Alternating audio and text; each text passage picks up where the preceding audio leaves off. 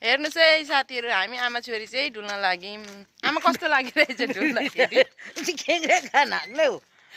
कस्तो आइरहेछ? चराको लागि मजा आइरहेछ?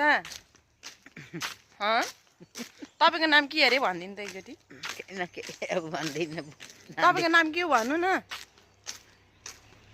छिटो भन्नु न, तपाईँको नाम के हो? लीलामाया।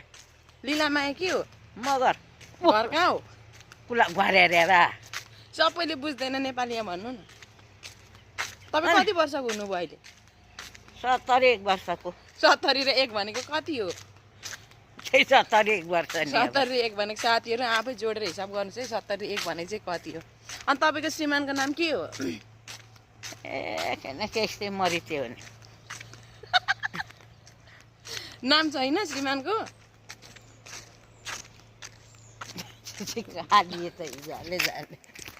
ल है साथीहरू, हाम्रो आमालाई चाहिँ आमाको श्रीमानको नाम पनि थाहा छैन अरे भन्नुहुन्छ। हेर्नु है, कोडी कति साराको है, कहाँसम्मको कोडी हुनुहुन्छ। तपाईँलाई तपाईँको श्रीमानको थाहा छैन? तपाईँको बुढाको नाम थाहा छैन? अनि भन्नु न त के हो? कालीबहादुर। ए अनि कालीबहादुर मेरो बुढाको नाम हो भन्नु न त राम्ररी। अनि कालीबहादुर हे मेरो बुढाको नाम हो। सुन्नुभयो त गाइस, आमाको बुढाको नाम के रहेछ भनेपछि मेरो बाउको नाम के रहेछ त हजुरहरूले गेस गरिहाल्नु भयो नि होइन साथीहरू। अनि आमा त अब हाँस्नुहुन्छ। आमा तपाईँलाई अनि यहाँ कस्तो भइरहेछ होस्टेलमा बस्नु? आनन्द आइरहेछ? घरमा उहाँ लखर लखर लखर लखर लखर दिनभरि संसार कुद्ने ठाउँ, अनि यहाँ आएर होस्टेलमा बसिराख्दा कस्तो भइरहेछ तपाईँलाई? आनन्द आइरहेछ? मजा छ नि। अनि माथि चाहिँ के हेर्नु?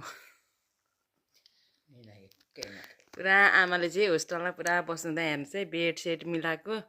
अनि खोइ कहाँ जानलाई हो, यहाँ हेर्नुहोस् आमाको लुगाहरूको पोकापोकी यहाँनिर। त्यो लुगा चाहिँ किन पोकापोकी पार्नु भएको?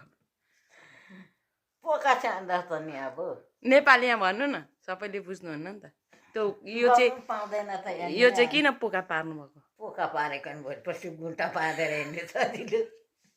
कहाँ जाने गुन्टा पारेर? घर जाने। अनि अहिले चाहिँ कहाँ हुनुहुन्छ र? घर बाहिर हुनुहुन्छ र? पोका पारेको जङ्गलमा हो र? अर्काको घरमा छु नि। ए अनि यो पोका चाहिँ कसरी लिएर जाने त भोलि पर्सि? कुम्लो बार्छु लान्छु नि। केमा कुम्लो पार्नु? बर्कोमा। राम राम। खोइ बर्को त्यहाँ छ त बार्को। अनि यत्रो उयो त्यो त्यत्रो बाकसहरूको चाहिँ के काम नि त? कुम्लो पार्ने हो भने बाकस बाको नि हाल्नुपर्छ नि। त्यो ढुसामा कुम्लो पार्छु त बुझ्छु नि। अर्काको ढुसा त लान दिँदैन त यहाँ त होस्टेलमा। अनि किन रुनु भएको नि? अनि छोरीले डुलाउन घुमाउन ल्याउँदा मजा लागिरहेछ?